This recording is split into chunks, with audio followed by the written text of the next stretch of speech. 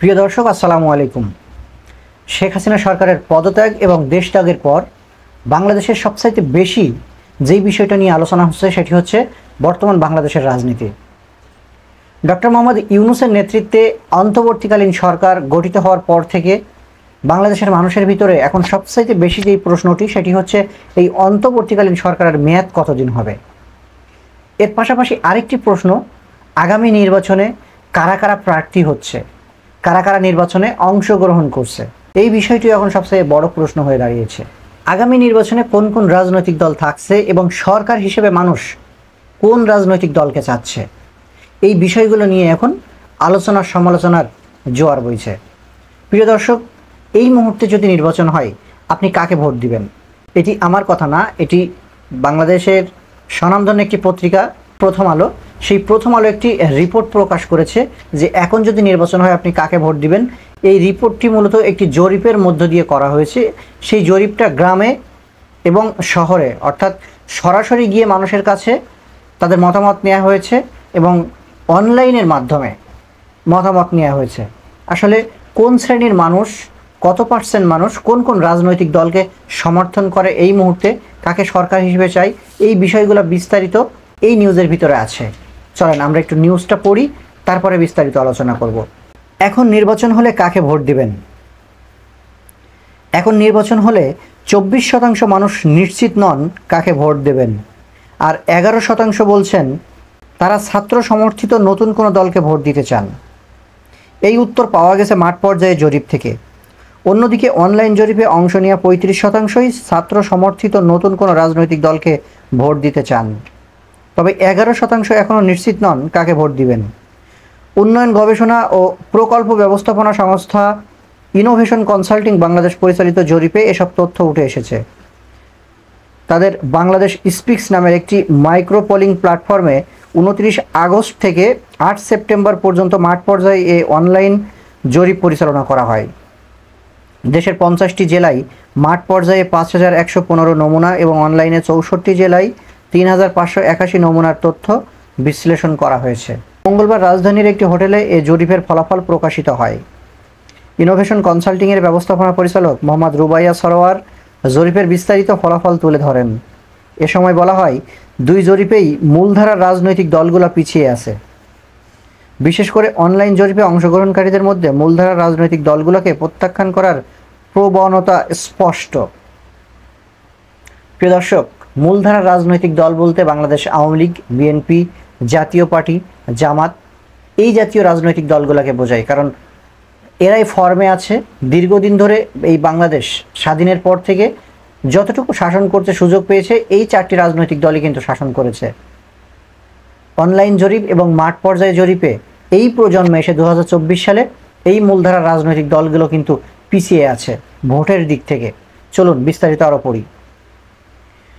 মোহাম্মদ রুবায়েত সরোয়ার ফলাফল তুলে ধরে বলেন, মাঠ পর্যায়ের জরিপে দেখা গেছে বিএনপির সমর্থন বেশি, এর হার 21%। এরপরে আছে জামাত ইসলাম 14%। আওয়ামী লীগকে ভোট দেবেন এমন কথা বলছেন 5%, আর 34% অর্থাৎ বেশিরভাগই নিশ্চিত নন কাকে ভোট দেবেন। অন্যদিকে অনলাইন জরিপের ফল বলছে 35%ই ছাত্র সমর্থিত নতুন কোনো রাজনৈতিক দলকে ভোট দিবেন।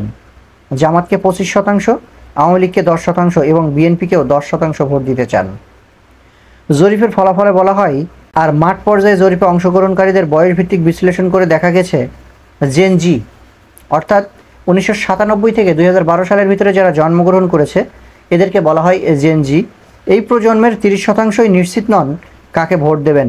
অন্যদিকে অনলাইন জরিপে এই বয়সীদের 37%ই বলছেন তারা ছাত্র সমর্থিত কোনো দলকে বেছে নেবেন। প্রিয় দর্শক, একটি বিষয় কিন্তু এখন স্পষ্ট, যেহেতু অন্তর্বর্তীকালীন সরকারের নেতৃত্বে এখন বাংলাদেশ পরিচালিত হচ্ছে, এই মুহূর্তে মানুষ মন খুলে কথা বলতে পারছে, কথা বলার স্বাধীনতা পাচ্ছে। সুতরাং এই জরিপের বিষয়টা ফেলে দেওয়ার মতো না, একটি গুরুত্বপূর্ণ বিষয় কিন্তু এই জরিপে তুলে নেওয়া হয়েছে। একটি জিনিস লক্ষ্য করে দেখেন যে মূলধারা রাজনৈতিক দলগুলো থেকে মুখ ফিরিয়ে নিয়েছে আমাদের বাংলাদেশের মানুষেরা, বিশেষ করে জেন জি অর্থাৎ জেনারেশন জেড যাকে বলা হয়, অথবা তরুণ প্রজন্ম যারা অনলাইনে অ্যাক্টিভ থাকেন সব সময়, এই শ্রেণীর মানুষগুলো কিন্তু ম্যাক্সিমাম এই মূলধারা রাজনীতি থেকে মুখ ফিরিয়ে নিয়েছে, মূলধারা রাজনৈতিক দলগুলো থেকে মুখ ফিরিয়ে নিয়েছে। একটা জিনিস খেয়াল করবেন, বাংলাদেশের 65% মানুষ কিন্তু 35 বছর বয়সের নিচে। বাংলাদেশে যেই 18 কোটি মানুষ আছে, এই 18 কোটি মানুষের ভিতরে 65% মানুষ 35 বছর বয়সের নিচে। সুতরাং একটা ইয়াং জেনারেশনের ভিতর দিয়ে আমরা যাচ্ছি। এই ইয়াং জেনারেশনের অধিকাংশই মূলধারা রাজনৈতিক দলগুলোকে বয়কট করেছে। এটা কিন্তু বিএনপি, আওয়ামী লীগ, জামাত জাতীয় পার্টিকে ভাবতে হবে। এবং তারা কি চায়? তারা চায় যে ছাত্র সমর্থিত, ছাত্র নেতৃত্ব নতুন রাজনৈতিক দল চায়। দীর্ঘদিন ধরে এই ছাত্ররা, অর্থাৎ 35 বছরের বয়সের নিচে যারা ছাত্র এবং যুবক, 2008 সাল থেকে 2024 সাল তিনবার বাংলাদেশের জাতীয় রাজনীতিতে এই প্রজন্ম কিন্তু ভোট দিতে পারেনি। সুতরাং একটা ক্ষোভ কিন্তু এদের ভিতরে আছে। এই প্রজন্ম এখন নির্বাচনে ভোট দিতে চায় কাদেরকে?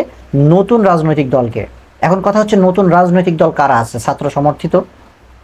এখনো পর্যন্ত বাংলাদেশে ছাত্র সমর্থিত একমাত্র রাজনৈতিক দল, সেটা হচ্ছে ভিপি নূরের গণ অধিকার পরিষদ।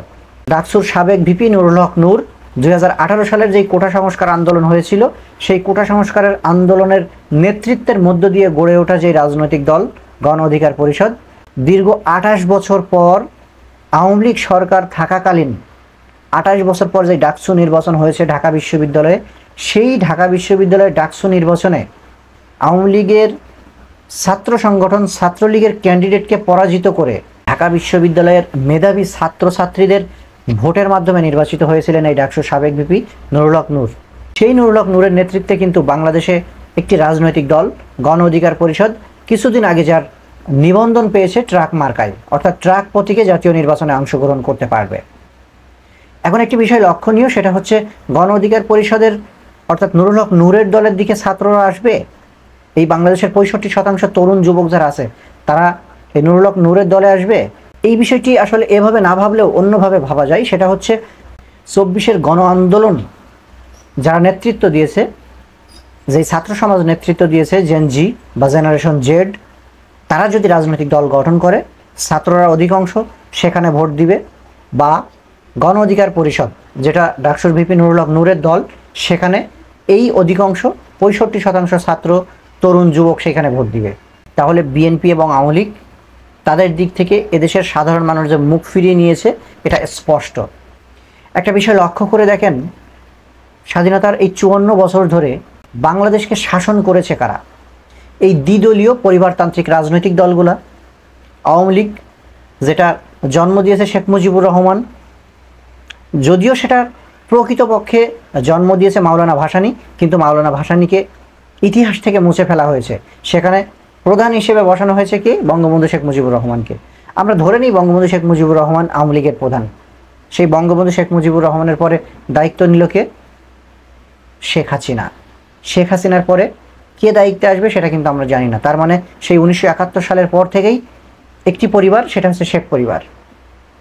তারপরে বঙ্গবন্ধু শেখ মুজিবুর রহমানের হত্যার পরে যেই পাল্টা কু হতে হতে 1978 সালে এসে জিয়াউর রহমান একটি রাজনৈতিক দল গঠন করলেন, বাংলাদেশ ন্যাশনালিস্ট পার্টি বিএনপি, এবং তিনি রাষ্ট্র ক্ষমতায় গেলেন, অর্থাৎ রাষ্ট্রপতি নির্বাচিত হলেন।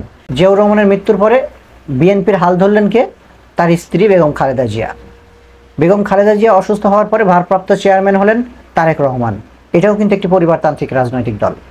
সুতরাং 1971 সালে বাংলাদেশ স্বাধীনের পর থেকে আজ পর্যন্ত এই পরিবারতান্ত্রিক দ্বিদলীয় রাজনৈতিক দল, আমি এই জন্য বলছি যে আওয়ামী লীগ এবং বিএনপি তারা ওই দুইটি পরিবার, এই দুইটি দল, একটা হচ্ছে জিয়া পরিবার আর একটা হচ্ছে শেখ পরিবার, এই দুটি দল কিন্তু এই বাংলাদেশটাকে এই 54 বছর ধরে শাসন করছে কোনো না কোনোভাবে, কখনো ক্ষমতায় থেকে, কখনো বিরোধী দলে থেকে। এদেশের এই 65% যুবক, এই যে বাংলাদেশ এখন একটা ইয়াং জেনারেশনের মধ্য দিয়ে যাচ্ছে, বাংলাদেশের যে যৌবনকাল এখন অতিক্রম করছে, এই 18 কোটি মানুষের ভিতরে এই 65% মানুষ যাদের বয়স 35-এর নিচে, তারা এই দ্বিদলীয় পরিবারতান্ত্রিক রাজনীতি আর চায় না। এরা আওয়ামী লীগকেও চায় না, বিএনপিকেও চায় না। এরা এখন চায় নতুন রাজনৈতিক দল, তরুণদের নেতৃত্বে নতুন রাজনৈতিক দল, যার অগ্রভাগে আছে গণ অধিকার পরিষদ, যার নেতৃত্ব দিচ্ছেন ডাকসুর ভিপি নুরুল হক নূর, যাদের মার্কা ট্রাক। আগামী যে জাতীয় নির্বাচন হবে, এই ট্রাক মার্কা নিয়েই এই জাতীয় নির্বাচনে প্রতিদ্বন্দ্বিতা করবেন। এখনো পর্যন্ত এই একটি দল মাত্র তারুণ্যভিত্তিক রাজনৈতিক দল হিসেবে এদেশের মানুষের কাছে পরিচিত। তারপরে 2024 সালের আন্দোলনে যারা নেতৃত্ব দিয়েছেন, এই জেড জি বা জেনারেশন জেড, তারা যদি নতুন রাজনৈতিক দল গঠন করে এবং সকল শর্ত পূরণ করে নিবন্ধন নিতে পারে, তাহলে হয়তো তারাও একটি রাজনৈতিক দল হয়ে উঠবে এবং নির্বাচনে প্রতিদ্বন্দ্বিতা করতে পারবে। তবে তারা যদি ওইভাবে, এখনো পর্যন্ত যেহেতু রাজনীতির ঘোষণা দেননি, সুতরাং আমরা এটা ধরে নিতে পারি যে এই তরুণ প্রজন্ম অবশ্যই গণ অধিকার পরিষদের সাথে থাকবে।